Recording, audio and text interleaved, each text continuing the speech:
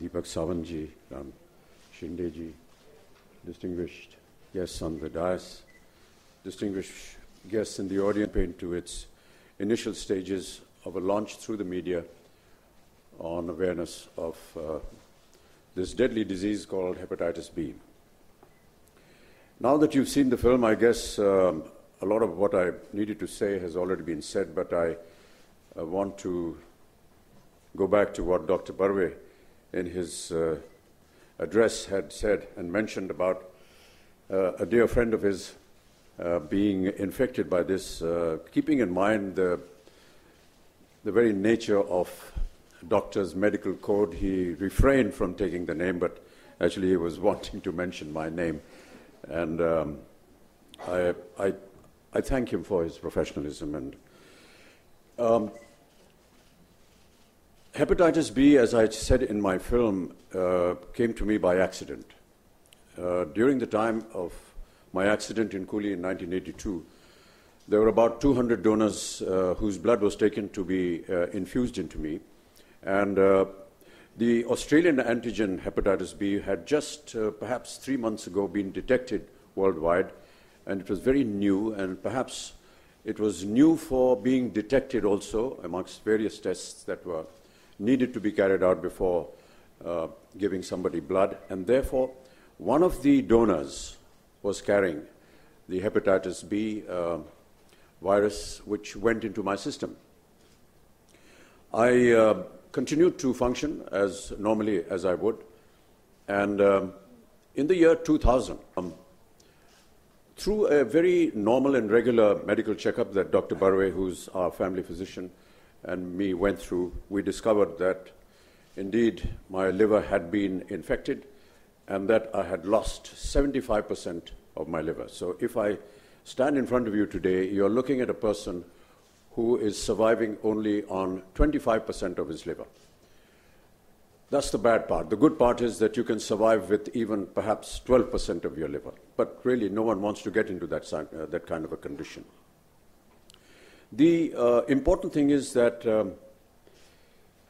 it's a very frightening phrase to use on somebody when you say that he's suffering from cirrhosis of liver, because cirrhosis of liver is normally associated with alcohol. I am a non-alcoholic. But to have this stigma of being suffering from cirrhosis of the liver is quite frightening. And when Dr. Barve treated me, and we went through various tests, and we found that luckily, as fate has always been with me in several of my other ailments, there had been a sort of a remission, which meant that the virus had stopped eating into my liver, and having devoured 75% of it, it was showing some kind of mercy on the balance 25%. We went through a medical course, and I have to say here that during all my ailments and my medical history that I've had, I have always relied on the medical profession in my own country. I know that I have been in situations where I've had the means to be able to get treated abroad, but it has been my faith and trust in the medical profession and the doctors of India that I have always put my faith in, and I'm very proud of the fact that they've always done a marvelous job. So I want to congratulate them. Having said that, when we discovered this ailment, we found out also that we were in remission, but now and then I must admit that we have been going abroad to have a second opinion, so to say. We went to some medical institutes in the United States of America, and I have to say that whatever diagnosis and the treatment that was being commanded to me by Indian doctors was no different from what the American doctors or doctors in any other part of the world were administering. That is another credit to our medical profession. And so we came back. There are some drugs which I have to take regularly to prevent the further appearance of this virus in my system. But what I want to say really is that we had the good fortune of going through a test which detected this disease. And as Dr. Barve very rightly said that, there are almost 100 people here, and he's pretty certain that at least 2 or 3 of you, God forbid, are perhaps carrying this virus within you and are unaware of it. Awareness, ladies and gentlemen, is a very important factor in any one of these diseases. If we are unaware of what you're carrying, you can come to a stage where it becomes too late. And that is very devastating, and we must prevent that, and which is why Dr. Barve and a few of his colleagues came to me one morning, and we decided that we must do something about this. We set up a meeting with the Honorable Minister, Mr. Nada, and I must thank him for very graciously giving us an audience and listening to our issues, and almost immediately setting up a system where he not only accepted what we were saying, but designed a campaign which would take care of not just hepatitis B, but as we all know, the Government of India has launched the Indradhanush campaign, which is the massive inoculation program that the Government of India stresses upon, and hepatitis B is also included in that.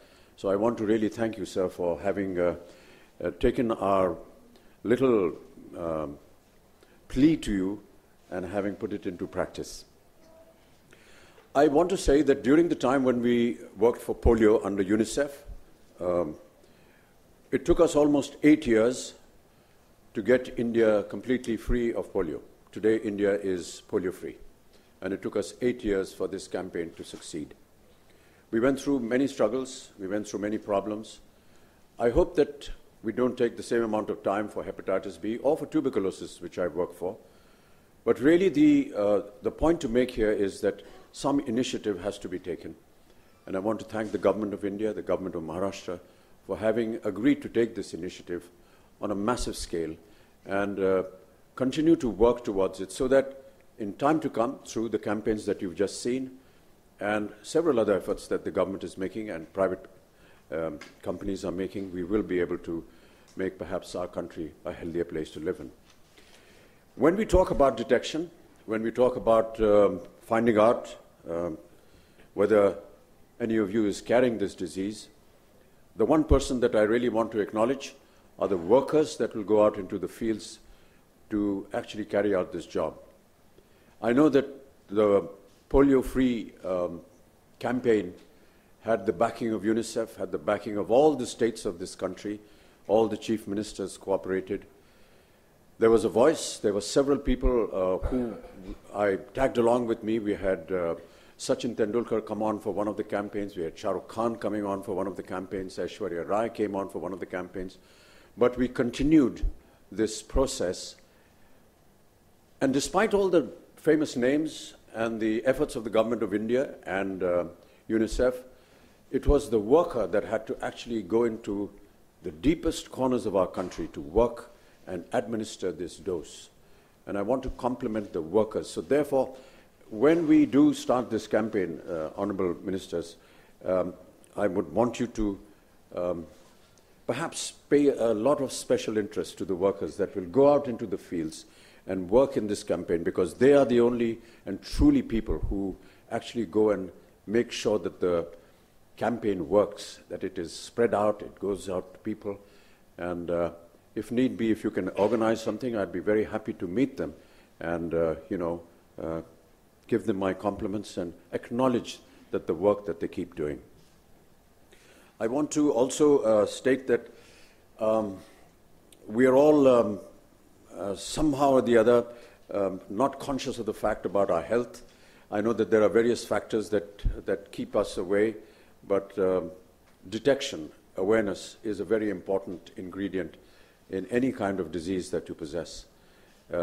Please do not hesitate to have your regular checkups.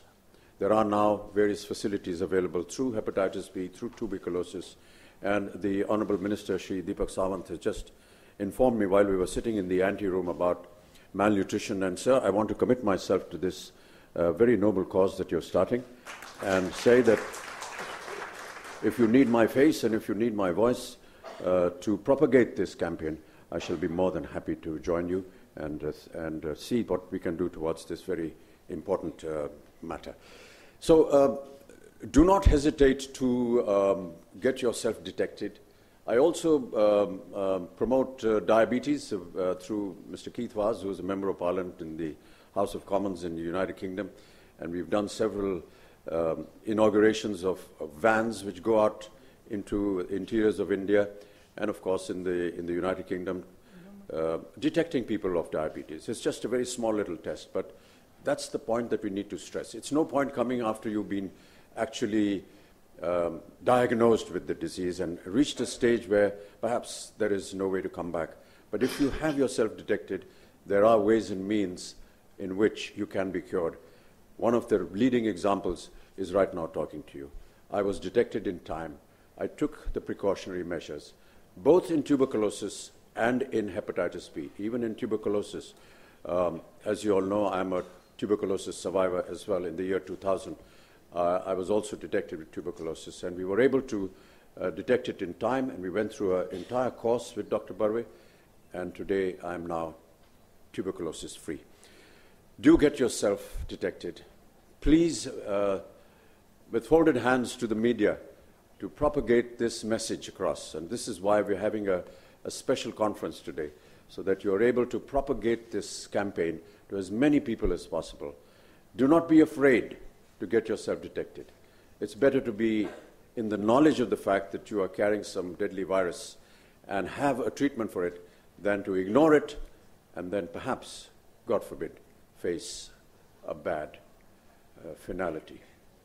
Thank you so much, ladies and gentlemen, and thank you so much for the very kind words that the speakers before me have been saying. But really, this is something extremely close to my heart, primarily because I feel that I need to tell the people that if it can happen to me, it can happen to anybody. And that is, I'm speaking out of great immodesty here, I know, but I just feel that if there is a face and a voice to something like this, and if that face and voice is also a sufferer, then it makes our communication a lot easier. Thank you so much.